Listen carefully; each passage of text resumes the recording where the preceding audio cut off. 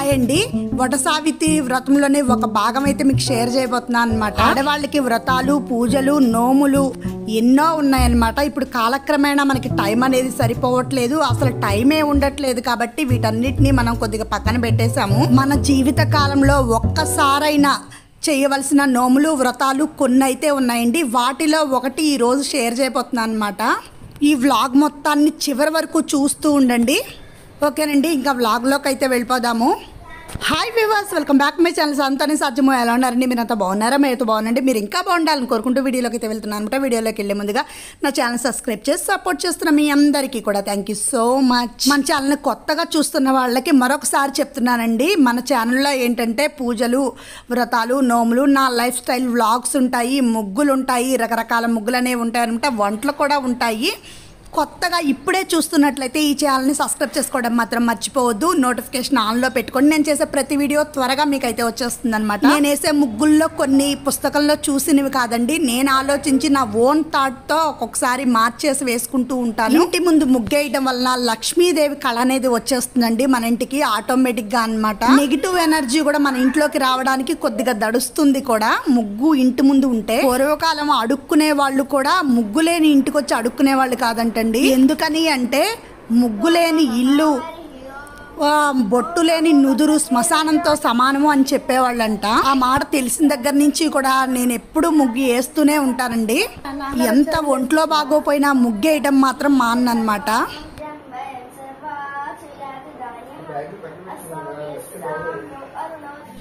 వంటకు వచ్చేసేసరికి బంగాళదుంపల ఫ్రై అయితే చేస్తాను. ఈరోజు చారు పెట్టేశానండి.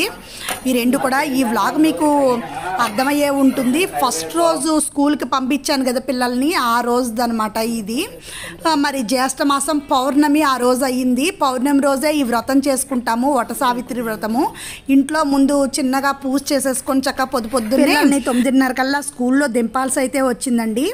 కాబట్టి వచ్చిన తర్వాత మిగతా పూజ అయితే చేసుకున్నాను. ఉపవాసం ఉండడం అయితే అవ్వలేదన్నమాట. మామూలుగా మర్రి చెట్టు పూజ ఒకటే చేసుకున్నాను ఈ వ్రతంలో. మొదటి భాగం అది. ఇంట్లో నిత్యమల్లెలతో అమ్మవారికి పూజ, గౌరీదేవి అష్టోత్తరం ఉంటుంది కదండి, ఆ అష్టోత్తరాన్ని చదివేసుకొని ఇలా పూలతో అయితే పూజ చేసుకొని హారతి అయితే ఇచ్చేసాను చక్కగా. వీటితో పూజ చేస్తే మనకి బంగారు పూలతో చేసినంత ఫలితం అనేది ఉంటుందంట. చూడ్డానికి కూడా మనం ఆ పువ్వుని పట్టుకొని చూస్తే ఎలా ఉంటుందంటే బంగారు పువ్వు షేప్లోనే ఉంటుందండి. అలా పూజ చేసేసి ఒకసారి హారతి ఇచ్చేసి కుంకుమ పూజ అది చేసి బొప్పాసు పండు తీసుకొచ్చాం కదా, అది నైవేద్యం అయితే పెట్టేసాను అనమాట. బాలా త్రిపుర సుందరి గైకోను మహారతి. ఈ ప్రమద వచ్చేసేసరికి మర్రి చెట్టు దగ్గరికి తీసుకెళ్దాము అని చెప్పేసి రెడీ చేస్తున్నాను. కొత్తదే ఇది ప్రమిద. చుట్టూ పసుపు రాసి బొట్టు పెట్టేసి గంధం పెట్టేశాను. ఈ పూజా సామాగ్రి ఉన్న మొత్తం ఈ బాక్స్ మొత్తాన్ని అక్కడికైతే తీసుకెళ్దాం. బాబా గుడి దగ్గర ఉంటుందండి రావి చెట్టు. ఆ రావి చెట్టు దగ్గరికి వెళ్ళి పూజ అనేది చేసేసి వద్దాం మనం. ఇప్పుడు మా అత్తయ్య గారు వాళ్ళ ఇంట్లో పండిన కాయ అన్నమాట ఇది. నిన్నటి వ్లాగ్లో చూశారు కదా మీరు, సీతాఫలకాయలు ఇవి అయితే ఇచ్చారనమాట అత్తయ్య గారు. నేను నైవేద్యం పెట్టేశాను. సాయంత్రం పిల్లలకి స్నాక్స్ కింద పెట్టచ్చు కదండి. కృష్ణయ్యకి ఒకసారి నమస్కారం చేసుకున్నాను అనమాట. ఈ తడవ పూర్తిగా ఈ నోముని కంప్లీట్ చేయమని. మనమండి కొన్నిసార్లు ఇది చేసేద్దాం అది చేసేద్దాం అని అనుకుంటాం, కానీ కొన్ని అవ్వండి మన చేతుల్లో కూడా ఉండవన్నమాట.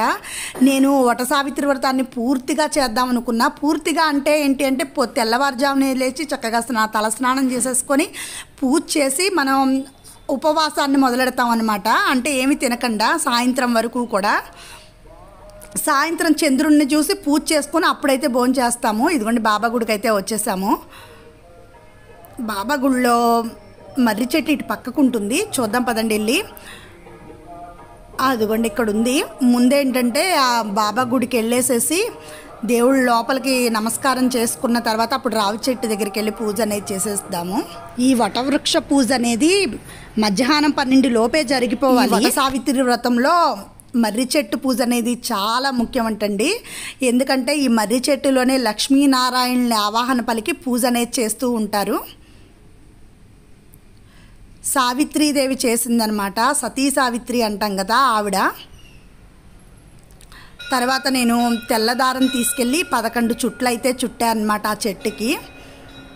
దీనివల్ల ఏంటి అంటే భర్త ఆయుష్ అనేది పెరుగుతుంది, దుఃఖం అనేది తగ్గిపోతుంది, చక్కగా సుఖ సంతోషాలు అనేవి ఇంట్లో ఉంటాయని చెప్పేసి ఈ పూజ అనేది చేస్తూ ఉంటారు. ఇంట్లో అంతా బాగుంటే మనం కూడా సంతోషంగా ఉంటాం కదండి. అందుకని పూజని మనం తెలుగు వాళ్ళం ఏంటంటే జ్యేష్ఠ మాసం పౌర్ణమి రోజే చేస్తామండి. కొద్దిగా వేరే రాష్ట్రాల వాళ్ళు ఏం చేస్తారంటే మహారాష్ట్ర అటు సైడ్ వాళ్ళు జ్యేష్ఠ మాసం అమావాస్య రోజు చేసుకుంటారంట వటసావిత్రి వ్రతాన్ని. నేనేంటంటే ఈ వటవృక్షానికి పూజ అనేది చక్కగా చేసుకున్నానండి. ఈసారి మాత్రం నెక్స్ట్ ఇయర్ కంపల్సరిగా ఉపవాసం ఉందాము. చక్కగా సాయంత్రం పూట చంద్రుడిని చూసి గంగాదేవికి పాలు సమర్పించేసేసుకొని గంగాదేవికి పూజ చేసేసుకుందాము. తర్వాత భోజనం అనేది చేద్దాం అనమాట. ఒక ముత్తైదుకు భోజనం పెట్టుకొని ఈ ఏడు మాత్రం ఇంతవరకే ప్రాప్తం అని అయితే అనుకోవాలి. చక్కగా దీపారాధన చేసేసి 3 ఒత్తులేసి నేను అక్కడ రావి చెట్టులో ఆవాహన పలికిన లక్ష్మీనారాయణులకైతే చూపించేసాను అనమాట. పసుపు కుంకుమ గంధము చక్కగా పూలు కొన్ని తీసుకొచ్చాను. ఆ పూలతో కూడా నమస్కారం చేసేసుకొని కొన్ని ఒత్తులు ఉన్నాయి, నూనె ఉంది. సరే మళ్ళీ గుడికి తీసుకొచ్చే నూనె ఇంటికి తీసుకెళ్ళిపోవడం ఎందుకు అని చెప్పేసి ఎదురుకుండా దత్తాత్రేయుడి గుడి ఉందండి. ఇదిగోండి ఇప్పుడు పూజారి గారు వెళ్ళేసి చేస్తున్నారు కదా, అక్కడ ఒక ప్రమిది ఉందన్నమాట. ఆ ప్రమిదిలో నేను తీసుకొచ్చిన ఒత్తులు వేసేసి నూనె వేసి వెలిగించేసేసి వచ్చేసాను నేను. నైవేద్యం ఏంటంటే సీతావల్లభకాయలు ఉన్నాయండి. చక్కగా ఆ సీతావల్లభకాయలని రెండింటిని నైవేద్యం అయితే పెట్టేద్దాము. విపరీతంగా గాలి వస్తుంది, దీపాలు కొండెక్కకుండా ఇలా అయితే అడ్డు పెడదాము. ఈ వ్రతాన్ని మన సైడ్ చాలా తక్కువ అండి చేసేది, అందుకేనేమో జనాలు ఎవ్వరూ కూడా లేరనమాట. నేను ఒక్కదాన్నే ఉన్నా. ఇలా పూజ చేసేసిన తర్వాత కొంతసేపు కూర్చున్నానండి. ఇక్కడ సావిత్రి సత్యవంతుల కథను కొంతసేపు చదువుకొని ఫోన్లో ఉంటాయి కదా అవన్నీ చూసి ఒకసారి చదివేసుకున్నా అనమాట. ఈ వ్రతాన్ని మనం సావిత్రీదేవి పతిభక్తికి ప్రతీకగా చేసుకుంటాం అనమాట. ఆ పక్కన ఎదురుగుండా ఏంటంటే శివాలయం ఉంటుంది, బాబా గుడి ఉంటుంది, హారతి జరుగుతుంది. నేను పూజ చేసే సమయానికి సరే అని చెప్పేసి ఆ హారతిలో కొంతసేపు పాల్గొని ఇంటికి వచ్చేసాను. మళ్ళీ ఈయన భోజనానికి వచ్చేస్తారు, నేను మళ్ళీ మధ్యాహ్నం నుంచి కాలేజీకి వెళ్ళాలి అని చెప్పేసి ఇదిగోండి దత్తాత్రేయునికి ఒకసారి నమస్కారం చేసేసుకొని చక్కగా తర్వాత రావి చెట్టుకి నైవేద్యం అయితే పెట్టేశాను అనమాట. సీతావల్లభకాయలు తర్వాత వీటన్నిటిని సర్దేసుకొని కొంతసేపు చక్కగా ఆ కథని గుర్తు చేసుకొని యముడు బారి నుంచి సావిత్రీదేవి రక్షిస్తుంది కదండి వాళ్ళ భర్తని. ఆ కథనైతే ఒకసారి గుర్తు చేసుకున్నానమాట. తర్వాత ఇదిగోండి శివాలయానికి వెళ్దాము. శివుడి దగ్గర నాకు వచ్చిన శ్లోకాలు అయితే పాడుకున్నాను అనమాట. ప్రార్థనా శ్లోకాలు ఉంటాయి కదా అవన్నమాట అండి. హరి ఓం గణానాం త్వా గణపతి కుంభమామహే కవిం కవీనా ఉపమస్తమస్తవం జ్యేష్ఠరాజం బ్రహ్మణాం బ్రహ్మణస్పత ఆనస్సున్వన్నోతిభిः సీదసాదనం. ఓం శ్రీ మహాగణాధిపతయే నమః. ఆపాతాళనభస్థలాం తభువన బ్రహ్మాండమా విస్ఫురతు జ్యోతిస్ఫాటికలింగమౌళి విలసత్పూర్ణేందువాం తామృతైః హస్తోకాక్లుతమేకమీశమణి సంరుద్రానువాకాంజపే ధ్యాయే దీక్షిత సిద్ధయే ద్రౌపదం విప్రోభి సింసే శివం బ్రహ్మాండం వ్యప్తదేహాభస్తే మరుచాభాసమానాభుజంగైః కంఠే కాళక్కపర్ధాకలితస్కళాచ్చండకోదండాస్తా త్యక్షా రుద్రాక్షమాలాసులతోపుషస్యాంబభామూర్తిభేదాః రుద్రా శ్రీరుద్రసూక్త ప్రకటితవాన ప్రయచ్చంతు సౌఖ్యం. అలాగ చక్క శివయ్య దగ్గర నమస్కారం చేసేసుకొని ఇక్కడ బాబా దును ఉందన్నమాట. ఆ దుని చుట్టూ ప్రదక్షిణ చేసేసుకొని కొద్దిగా విభూతి తీసుకొని నోట్లో వేసుకొని కొద్దిగా నుదుటిని పెట్టుకొని ఇక్కడ దక్షిణామూర్తి పిక్చర్ ఉందండి, అక్కడ కొంతసేపు చక్కగా ఆయన్ని చూస్తూ నుంచున్నా అనమాట. ఆ స్వామిని వటవృక్షం కింద కూర్చొని ఉంటారు కదా దక్షిణామూర్తి, అలాగా చూస్తూ బాబా గుడి గోపురానికి నమస్కారం చేసుకొని నేను పూజ చేసిన రావి చెట్టుకి నమస్కారం చేసుకొని ఇప్పుడు బాబా గుడి లోపలికైతే వెళ్దాం. చక్కగా హారతి అయితే జరుగుతూ ఉంది. హారతి మొత్తం ఉండడానికి అవ్వలేదండి, నాకు కొంతసేపు అయితే ఉన్నా అన్నమాట. హారతిలో పాల్గొన్నాను. పెళ్లి కాకముందైతే నేను 9 గురువారాలన్నీ 12 గురువారాలు అలాగా చపాతీ వంకాయ కూర చేసుకొని తీసుకెళ్ళి నైవేద్యం పెట్టేదాన్నండి. తర్వాత పెళ్ళైన తర్వాత కూడా ఒక 5-6 వారాలు చేశాను. తర్వాత ఇంకా కుదరలేదన్నమాట. అనుకుంటాను. ఈ బాబా గుడికి మా ఇల్లు చాలా దూరం అండి, కొద్దిగా బండి వేసుకొని వస్తేనే కానీ వాకబుల్ డిస్టెన్స్ కాదు. టైం కూడా సరిపోవట్లేదు, పొద్దున సాయంత్రం చేద్దామన్నా సరే. ఎప్పుడన్నా ఒకసారి అలా తీసుకురావాలండి చక్కగా. గురువారం పూట ఏంటంటే ఈరోజు గురువారం కాదు, మామూలుగా గురువారం రోజు అయితే కనుక చక్కగా బయట పాపం అడుక్కునే వాళ్ళు కూడా కూర్చొని ఉంటారు. చపాతీలు చేసుకొచ్చి వాళ్ళకి ఇచ్చినా చాలండి. మనం ఏమో భగవంతుడు అందరిలోనూ ఉంటాడు కదా, సాయార్పణం అని చెప్పేసి అక్కడ వాళ్ళకి ఇచ్చేద్దామన్న ఆలోచన.